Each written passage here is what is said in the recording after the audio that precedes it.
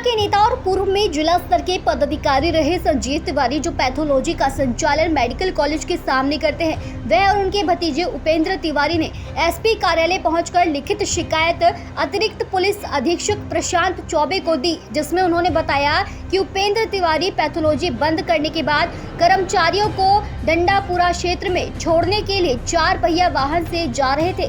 इसी दौरान civil dress में कोतवाली थाने में पदस्थ पुलिसकर्मी राघवेंद्र ने उनके वाहन को रोका और शराब पीने के लिए पैसे की मांग की।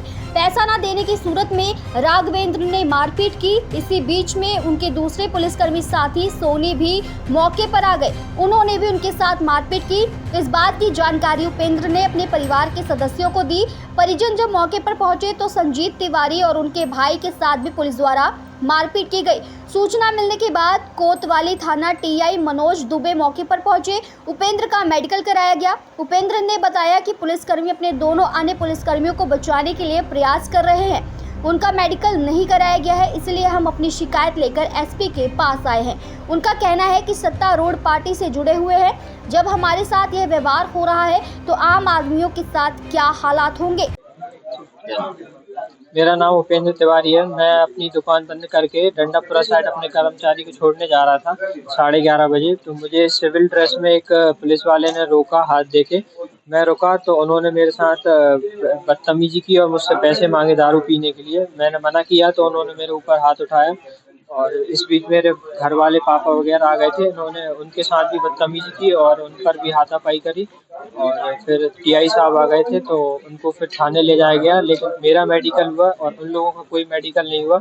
और शराब के नशे में इतने धुत थे वो लोग, उन लोगों को उल्टियाँ कराई जा रही थी और उनके खिलाफ कोई कार्रवाई नहीं हुई। हमें सुबह 4 बजे तक थाने में बिठाल के रखा, लेकिन उनके खिलाफ कोई कार्रवाई नहीं। अभी आवेदन किसको दिया है, क्या आश्वासन? अभी एडिशनल एसपी साहब को आवेदन दिया है। तो क्या आश्वासन मिला? उन्होंने सख्त से सख्त कार्रवाई करने का आश्वासन दिया।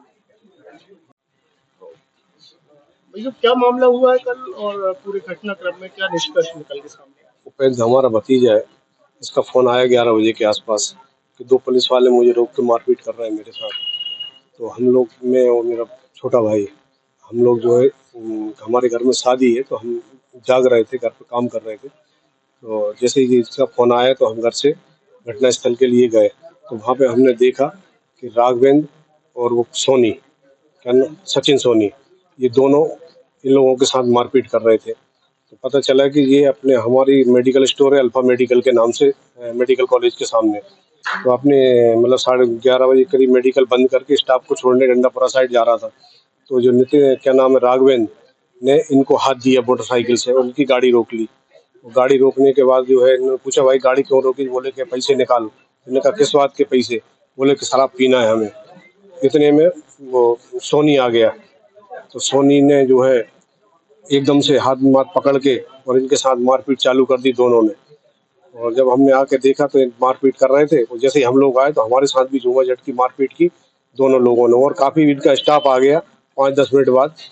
और फिर थोड़ी देर बाद टीआई साहब पहुँचे। तो टीआई साहब से पूरी हमने घटना बताई उनको। तो टीआई साहब थाने ले गए और थाने ले जाके उपेंद्र का मेडिकल कराया। और वो लोग, राघवेंद्र और सोनी, इतनी शराब पिए थे कि उनसे खड़े होते भी नहीं बन रही थी।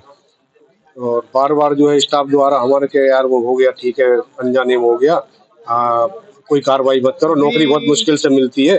और ऐसा तो ये ज्ञापन सौंपा है, किसको आपने आवेदन दिया है और क्या आश्वासन वहाँ से आपको मिला? हमने एडिशनल एसपी साहब को ज्ञापन दिया है उन दोनों के संबंध में कि इनके खिलाफ सख्त से सख्त कार्रवाई होना चाहिए। क्योंकि क्या है, पहले मैं भारतीय जनता पार्टी का नगर उपाध्यक्ष भी रह चुका और युवा मोर्चे का जिला उपाध्यक्ष भी पहले रह चुका हूँ। जब हम लोगों के साथ ही इस तरह की घटनाएं होंगी तो बाकी जनता कैसे सुरक्षित रहेगी? अभी तो हमारे विधायक तक धरने पे बैठ के और वो कर रहे हैं पुलिस के खिलाफ।